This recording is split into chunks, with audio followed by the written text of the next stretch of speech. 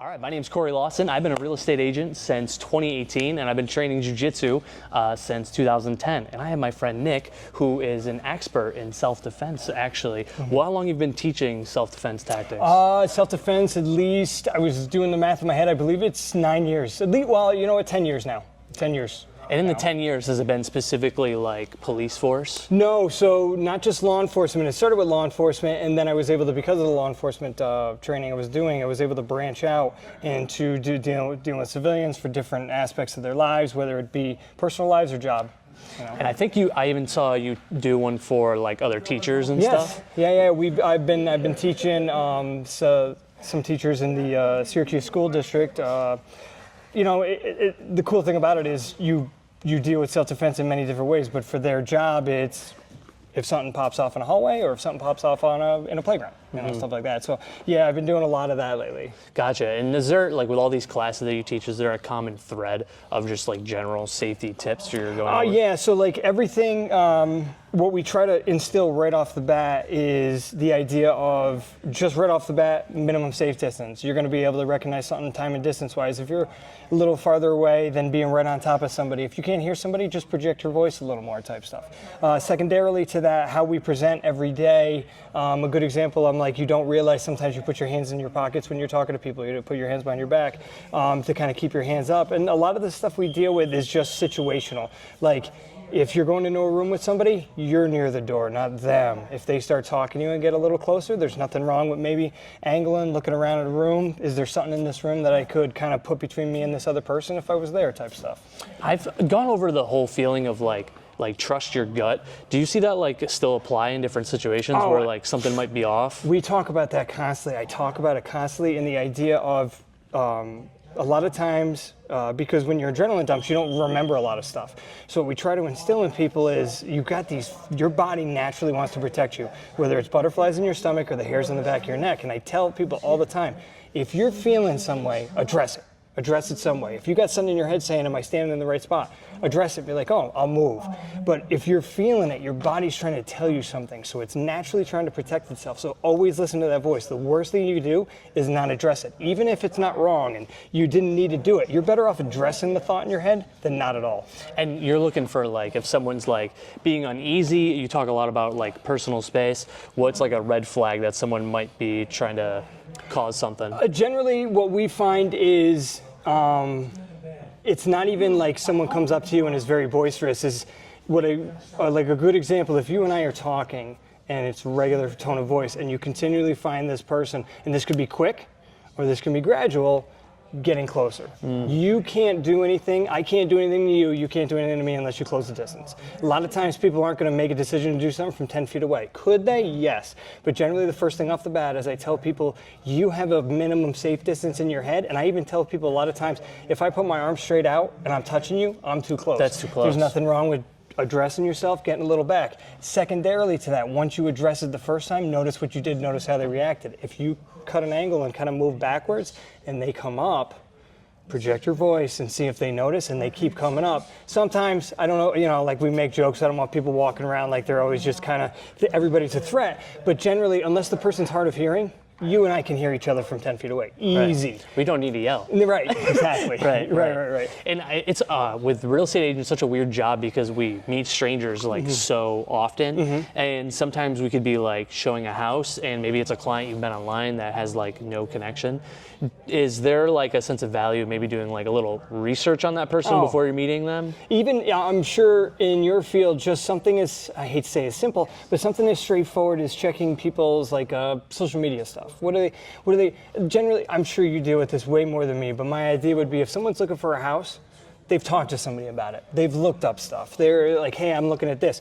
Like, I'm sure there's a difference between someone who just out of the blue goes, here, show me all your houses, or someone's like, I've got these houses in my head that I found. So generally, just something straightforward for you guys, something as simple as a social media check or something like this. And when you meet with somebody, where are they trying to meet you? Like, if it's broad daylight and they're like, hey, let's just meet at the house and it's a busy street and stuff like that, you're good. But if they're like, oh no, let's meet there and all this kind of stuff, the things you notice beforehand. I remember when I was about 2 years in the business, I listed one of my friend's house and I had somebody inquire about it, but they were like, super flaky and promised that he had more than enough cash and yada, yada, yada. So I was just doing my service of, I still got to meet the guy, I still got to at least try to help him buy something. But something was off about him, and he called me again later that night, asking me very strange questions. I'm like, what is this guy? There's something off about him. So Google searched him, and I found a Syracuse.com article about this guy who committed grand larceny just a few years ago. Right. So I partnered with somebody in my office to kind of have a buddy system. Right. And especially when you're in those environments, whether you're a teacher or a real estate agent, I would imagine having someone to work off of, having someone with you can really help kind of control.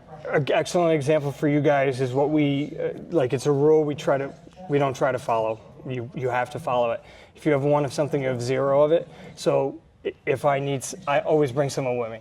I'll always have someone with me, because then it's two. Because if you have one, if I'm the only one by myself, I have zero. Tools are the same way. If I bring one of something, flashlight's going to go away, handcuffs are going to go away, all that kind of stuff. So always that whole idea of a buddy system, but it connects to everything else you're doing too. Hey, where am I going? Tell somebody else. I'm bringing somebody else with me. All these kind of double checks you do, because in the very least, if you know you have two of something, you don't have zero. Right. Yeah. Right. I remember one of my teachers saying, two is one and one is none. Right? Yeah. But one of the cool things about jiu-jitsu is there's a lot of self-defense that's involved in it. So I figured we would just run through and show them just a couple of different things. Absolutely. Especially if you can't control the bubble. You talk a little bit about space, and someone's able to get in your bubble, there would be a couple of things they could do. They might grab your wrist, and one thing that's super easy is always just breaking towards the wrist. We might be inclined to try to pull our hand back, but that's actually going with the strongest part of his grip. So what I do is I try to work towards his thumb so I can get out of position. So even if I'm here, I'm going to drop my base to make me a little bit more sturdy. So if he does try to pull, I'm in base here, and what I'm doing is I'm going to try to bring my hand in this circle motion from here to here with the thumb, just to kind of break the grip. Works the same if he goes opposite side here. I'm just going to go the other way. Again, I don't want to pull back or I pull him into me. I'm going to take my hand and do this motion that way, just to kind of break the grip right here on the thumb, going against the weakest part of his grip. Now, another thing that could happen is you could use two hands on one. This one's a little scary because now it's two limbs on one. But again, I want to drop my base into position so I'm really heavy.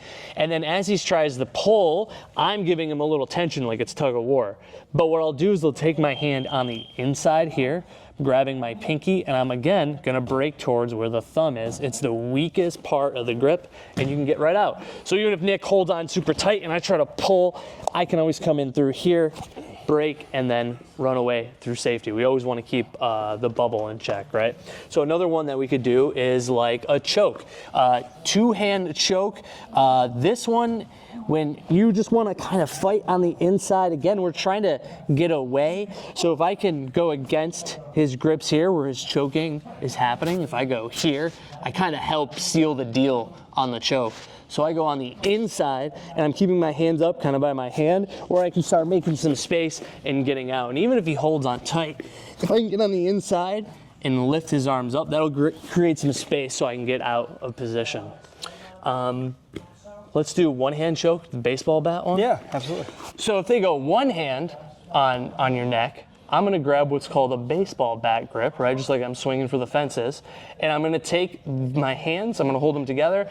This arm is going to go across the top, and I keep this in position where I'm bringing his arm up into my armpit, I'm tucking my elbow down, and I'm sitting in position. This puts a lot of pressure on his arm, and from here, again, I can run and get out of dodge.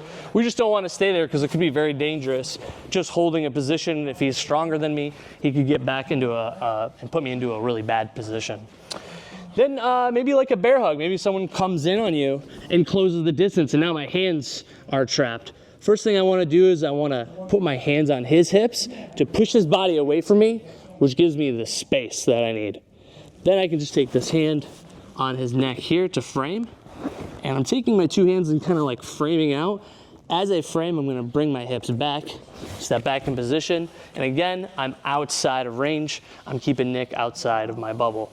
So you have a couple different ways you can at least stay safe. Any other tips you'd have for them? No, just remember, everything's Corey's showing you is spot on. The worst thing you could do, any person, remember we talked about, this next one is getting scared or not listening to that voice.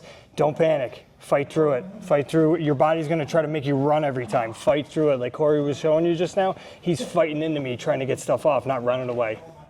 And always trust your gut. Nick Newcomb for president, ladies and gentlemen.